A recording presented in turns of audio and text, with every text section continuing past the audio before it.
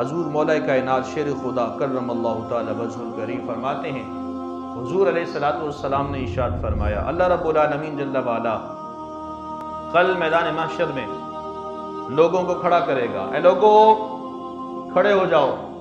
حضور نے ارشاد فرمایا وہ لوگ ایسے ہوں گے جو غیر مختون ہوں گے، غیر مختون جن کے ختنے نہیں ہوئے ہوں گے، جن کے ختنے نہیں ہوئے ہوں گے، اللہ ان کو کھڑا کرے گا، کھڑے ہو جاؤ، وہ لوگ کھڑے ہو جائیں گے۔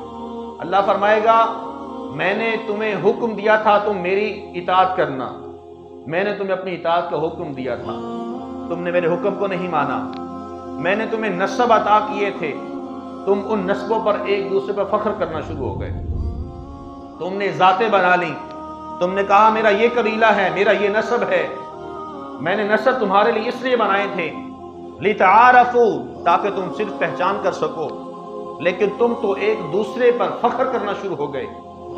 اے لوگو آج یہ نسب میں تمہارے منہ پر جنہیں تم دنیا میں رہتے ہوئے ان پر بڑا فخر کیا کرتے تھے، میں آج ان کو ذلیل اور حقیر قرار دے رہا ہوں۔ کہاں ہیں متقی لوگ، کہاں ہیں پرہیزگار لوگ؟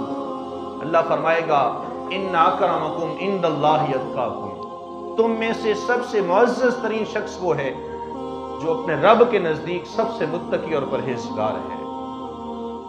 تمہیں میں نے نسب عطا کیے، تم نے نسب کے اوپر فخر کرنا شروع کر دیا، تم نے کہا تو میں تو فلاں ذات کے ساتھ میرا تعلق ہے، میری ماں کا نسب یہ ہے، میرے باپ عالی مرتبت تھے، میرے باپ اس کے بعد اتنی جائیداد تھی، تمہارے جو سر تھے وہ فخر سے بلند ہونا شروع ہو گئے، میں نے تمہیں نعمتیں عطا کی تھی، تم نے ان نسبوں کا غلط استعمال کیا، آج میں ان تمام نسبوں کو زمین بوس کر رہا ہوں، مٹی میں ملا رہا ہوں جن پہ تم ساری عمر فخر کرتے رہے ہو۔ معلوم ہوا اللہ رب العالمین کے نزدیک جو متقی پرہیزگار ہے وہی شخص قابل قبول ہے۔ کسی بھی انسان کے بارے میں اپنی رائے قائم کرنے سے قبل اپنے دل سے پوچھ لیجئے کہ اگر میں کسی شخص کے بارے میں کوئی بات کر رہا ہوں آیا کہ وہ بات معتبر بھی ہے کہ نہیں ہے۔ سامنے والا شخص جس کو آپ پھٹے پرانے کپڑوں میں دیکھتے ہیں، جس کو آپ حقیر جانتے ہیں، یہ تو نکمی ذات کا آدمی ہے، یہ تو نکما آدمی ہے، اس کی کیا اوقات ہے یہ مجھ سے کلام کرے؟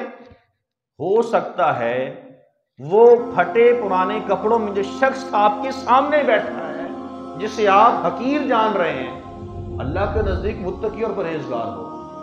حضور نے ارشاد فرمایا، حضرت انس بن مالک رضی اللہ تعالیٰ عنہ اس حدیث کے راوی ہیں، حضور نے ارشاد فرمایا کچھ لوگ ایسے بھی ہوتے ہیں جن کے پاس صرف پہننے کے لیے 2 چادریں ہوتی ہیں، پھٹی پرانی چادروں میں ہوتے ہیں، لیکن جب وہ قسم اٹھا لیتے ہیں اللہ ان کی قسم کو قبول فرما لیتا ہے۔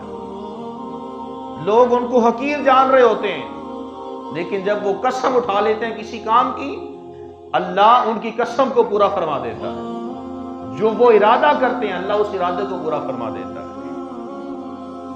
پھٹے پرانے کپڑوں میں موجود شخص کو کبھی بھی حقیر مت جانے۔ اسلام کا امتیاز یہ ہے جب اللہ نے مال دیا ہے تو جسم پر ظاہر ہونا چاہیے، لیکن اس کے باوجود اگر شخص وہ نہیں کرتا ہے تو شریعت اسلامی اسے حکم دیتی ہے کہ اپنے آپ کے کپڑے بہتر رکھے۔ لیکن اگر ایک آدمی ہے ہی غریب، اس کے پاس پہننے کے لیے وہی کپڑے موجود ہیں، تو اس کو اپنی گندی نظروں کا نشانہ نہ بنایا جائے۔ نہ چھیڑ ان فرقہ پوشوں کو، ارادت ہے تو دیکھ ان کو، ید بیضا لیے پھرتے ہیں اپنی آستینوں میں۔ آپ کے سامنے جو شخص بیٹھا ہو آپ اسے یہ سمجھیں حقیر ہے، یہ ہو سکتا ہے وہ اللہ کے نزدیک اتنا متقی اور پرہیزگار ہو۔ ید بیضا لیے پھرتے ہیں اپنی آستینوں میں۔ حضرت موسیٰ علیہ السلام اپنا دست مبارک جب بغل میں ڈالتے باہر نکالتے تو سورج کی مثل وہ چمکنا شروع ہو جاتا۔ تو اس میں یہ کہا جا رہا ہے ہو سکتا ہے جنہیں تم حقیر جان رہے ہو نہ چھیڑ ان فرقہ پوشوں کو، ارادت ہے تو دیکھ ان فرقہ پوشوں کو نہ چھوڑو۔ فرقہ کہتے ہیں پھٹے ہوئے کپڑوں کے ٹکڑے کو خرقہ کہا جاتا ہے، اور پوش لباس کو کہتے ہیں۔ نہ چھیڑ ان خرقہ پوشوں کو، ارادت ہے تو دیکھ ان کو، اگر تو چاہتا ہے ان کو ٹٹولنا، ان کو دیکھ لیے کون ہیں، یہ ذات کے کیا ہیں، ان کا مقام اللہ کے نزدیک کیا ہے، ید بیضا لیے پھرتے ہیں اپنی آستینوں میں۔ یہ تو ایسے متقی لوگ ہیں، اگر یہ قسم کھا لیں اللہ ان کی قسم کو پورا فرما دیتا ہے۔ کسی بھی شخص کو حقیر جان کر اس کی تذلیل مت کرے، یہ ہمارے اسلام کی تعلیمات ہیں۔ حضور علیہ السلام آپ نے ارشاد فرمایا کہ مسلمان کا بھائی ہے۔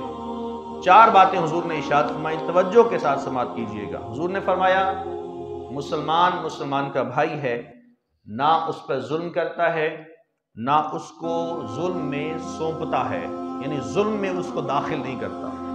تیسری بات ارشاد فرمائی، نہ اس کو رسوا کرتا ہے، اور چوتھی بات ارشاد فرمائی، نہ اس کو حقیر جانتا ہے۔ مسلمان کا بھائی ہے۔ اصلحوا ذات بینکم، اے مومنو آپس میں تم بھائی ہو۔ قرآن نے فرمایا آپس میں صلح رکھو، آپس میں اپنے میل جول کے جو تعلقات ہیں وہ برقرار رکھو۔ تعلقات اچھے ہونے چاہیے، لڑائی جھگڑا نہ ہو، محبت کے ساتھ رہو، عزت کے ساتھ رہو، ہر کسی کو آپ عزت دیں، رسپیکٹ دیں، پیار دیں، محبت دیں، پھر دیکھیے اللہ آپ کو وہی چیزیں دوبارہ عطا فرمائے گا۔ حضرات ایک چھوٹی سی بات، کائنات کا سب سے پہلا گناہ شرک یا کفر نہیں تھا۔ کائنات کا سب سے پہلا گناہ وہ شرک یا کفر نہیں تھا۔ وہ کون سا گناہ تھا؟ انا خیر منہ، میں اس سے بہتر ہوں۔ شیطان نے یہ کہا تھا انا خیر منہ، میں آدم علیہ السلام سے بہتر ہوں۔ خلقتنی من نار وخلقتہ من طین، میں آگ سے بنایا گیا ہوں اور وہ مٹی سے بنائے گئے ہیں، اس لیے کہ جو آگ ہے وہ مٹی سے افضل اور اعلیٰ ہے، لہٰذا انا خیر منہ، میں آدم سے بہتر ہوں، میں اس سے بہتر ہوں۔ یہ سب سے پہلا گناہ تھا۔ آج ہم بھی یہی کہتے ہیں کہ انسان ان گناہوں میں پس رہا ہے۔ پہلا گناہ نہ شرک ہے نہ کفر ہے، کائنات کا پہلا گناہ وہ کیا تھا؟ انا خیر منہ، میں اس سے بہتر ہوں۔ آج میں بھی کہتا ہوں، ہم لوگ بھی کہتے ہیں میں اس سے بہتر ہوں۔ یہ جو میں ہے، یہی میں انسان کو اس کی زندگی کو ختم کرنے کے لیے کافی ہے۔ اپنے اندر عاجزی کو پیدا کیجئے، لوگوں کے ساتھ تعلقات رکھیے، بنا کے رکھیے، تاکہ مرنے کے بعد کم از کم لوگ جنازے میں شرکت کر سکیں، مرنے کے بعد آپ کے لیے لوگ اپنے ہاتھ اٹھا سکیں، مرنے کے بعد کم از کم آپ کے لیے فاتحہ خوانی میں جمع تو ہو سکے۔ لوگوں کے ساتھ بنا کے رکھیں، لوگوں کو اپنے مذاق کا نشانہ مت بنائیں، لوگوں کی پگڑیاں مت اچھالیں، کسی کی داڑھی اور پگڑی کا مذاق مت اڑائیں، جو جیسا لباس پہنتا ہے اس کو پہننے دیں۔ اسلام یہی کہتا ہے نصیحت، الدین النصیحہ، دین نصیحت کا نام ہے۔ پیغام دے دیں، کپڑے درست کر لو، پیغام دے دیں۔ حضور نے فرمایا بلغوا انی ولو آیا، میری طرف سے پیغام پہنچا دو اگرچہ ایک آیت کیوں نہ ہو، بتا دیں، نصیحت کر دیں، لیکن کسی کے ساتھ برے طریقے کے ساتھ پیش مت کریں۔